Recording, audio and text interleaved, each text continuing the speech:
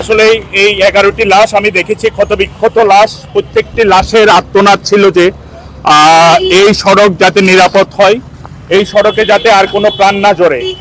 আমরা চাই চট্টগ্রামবাসী, এটা শুধু চট্টগ্রামবাসীর দাবি নয়, যেহেতু কক্সবাজার একটা পর্যটন নগরী, সারা বাংলাদেশের মানুষের প্রাণের দাবি হচ্ছে এই সড়কটি অনতিবিলম্বে যাতে 6 লেনে উন্নতিকরণ করা হয়। আমরা আমাদের মাননীয় প্রধান উপদেষ্টা, যিনি চট্টগ্রামের কৃতি সন্তান, আপনার কাছে অনতিবিলম্বে দাবি জানাবো। এটা আমাদের প্রাণের দাবি, এটা চট্টগ্রামবাসীর দাবি, সর্বোপরি বাংলাদেশের দাবি, যাতে এই সড়কটি অনতিবিলম্বে 6 লেন করার কার্যক্রম পদক্ষেপ সেই প্রক্রিয়াটা আপনি আপনার কার্যকালে শুরু করেন।